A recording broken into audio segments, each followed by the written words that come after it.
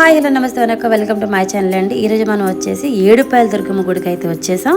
So నాతో పాటు మీ temple విశిష్టత ఏంటో మీరు చూసి ఆగండి వచ్చి నేను ఇన్ఫర్మేషన్ అయితే ఇద్దాం అనుకుంటున్నాను.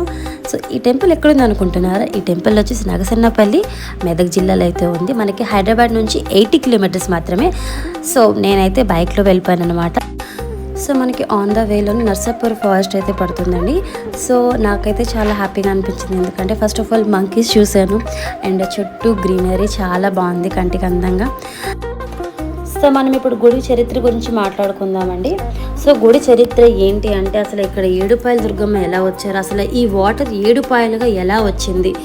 సో ద్వాపర యుగాంతంలో పరిషత్ మహారాజు అనే ఒక రాజు ఉండేవాడండి. ఆ రాజుకి సర్పం ఒకటి కాటేస్తుందన్నమాట. నా తండ్రి సర్పం కాటుకు చచ్చిపోయాడు అనేసి జనమేజయుడు తన తండ్రి చావు కారణమైన సర్పజాతిని అంతరించాలని ఒక యాగం అయితే చేస్తారు. సో ఆ యాగంలో అన్ని సర్పాలు వచ్చి ఆహుతైపోతాయి. సో సర్పజాతి అంతా ఆహుతైపోతుందన్న నాగుల తల్లి, అంటే ఆ నాగజాతికి మెయిన్ అయిన ఆవిడ వచ్చేసి దేవుళ్ళకి వేడుకుంటుందన్నమాట. నా నాగులన్నీ పుణ్యలోకాల గతులు ప్రాప్తి చెందేందుకు గరుత్మంతుడు పాతాళంలోని భోగవతి నదిని తీసుకువస్తాడనమాట. సో యజ్ఞస్థలికి రాగానే భోగవతి నది 7 పాయలుగా చీల్చి ప్రవేశించిందంట. సో సర్పయజ్ఞ గుండాలను ముంచుతూ ఓ పాయ రాతి గుహలో వెలిసిన దుర్గామాత పాదాలను తాకుతూ గోదావరిలో కలిసిందంట. సో 7 ఋషులతో ఈ యజ్ఞం చేయడం, గంగాదేవి 7 పాయలుగా చీల్చి ప్రవహించడం వల్ల 7 పాయలని ఈ చరిత్ర ఈ అమ్మవారికి వచ్చిందంట. సో ఈ 7 పాయల స్టోరీ వచ్చేసి ఇది. అందుకే ఇక్కడ 7 పాయల దుర్గాదేవి అని పిలుస్తారనమాట. సో మనకి టెంపుల్లో మహాశివరాత్రి సందర్భంగా 3 రోజుల పాటు జాతరలు చేస్తారంటండి. ఇప్పుడు వచ్చేసి విగ్రహంలో ఉన్న విశేషం ఏంటంటే, నలసరపు రాతితో చెక్కి కొట్టొచ్చినట్టు ఉంటుందండి దుర్గామాత. సో ఈ అమ్మవారి పేరేంటి అనుకుంటున్నారా? ఈ అమ్మవారి పేరు వచ్చేసి ఏడుపాయల వనదుర్గామాత. సో వనం అంటే చుట్టూ ఉన్న వనం అన్నమాట. అలాగే 7 పాయలంటే ఇందాక మనం చెప్పుకున్న స్టోరీ. సో అందుకే ఈ అమ్మవారికి 7 పాయల వనదుర్గామాత అనే పేరైతే వచ్చింది. అలాగే ఇక్కడ ఎంత వర్షం వచ్చినా, ఎంత వరద వచ్చినా అమ్మవారి గుడి వరకు వెళ్ళదని చాలామంది అక్కడ చెప్తున్నారండి.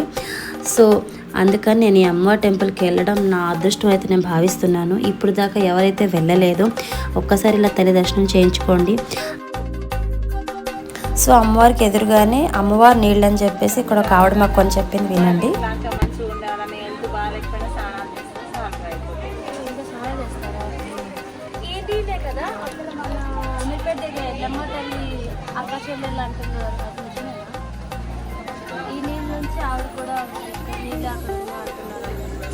అమ్మవారి దగ్గరికి వస్తాయి లోకల్కి.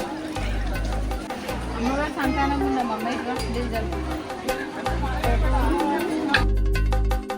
సో ఇదండి ఈరోజు నా వ్లాగ్ అనమాట. మన ఏడుపాయల వనదుర్గామాత టెంపుల్ గురించి నాకు తెలిసిన మిడిమిడి జ్ఞానంతో నేను తెలుసుకున్న కొన్ని పాయింట్స్ మేము ముందుగా అయితే వీడియో పెట్టాను. సో చాలామంది చూస్తున్నారు కానీ లైక్, షేర్, సబ్స్క్రైబ్ చేయడం లేదు. సో నా వీడియో నచ్చినట్టయితే లైక్, షేర్, సబ్స్క్రైబ్. అలాగే మీకు ఈ వీడియో ఎలా అనిపించింది, అలాగే నేను చెప్పిన వీడియోలో ఏమైనా మిస్టేక్స్ ఉంటే కూడా కామెంట్లో నాతో మీరు షేర్ చేసుకోవచ్చు. So please subscribe, like. కొత్త వాళ్ళు చూస్తున్నారు, సబ్స్క్రైబ్ చేయట్లేదు, ప్లీజ్ సబ్స్క్రైబ్ చేయండి. ఒక్క సబ్స్క్రైబ్ చేయడం వల్ల నాకు మరింత ఉత్సాహం వస్తుంది, మరిన్ని వీడియోస్ చేస్తారు. Thanks for watching guys. Bye bye, take care of.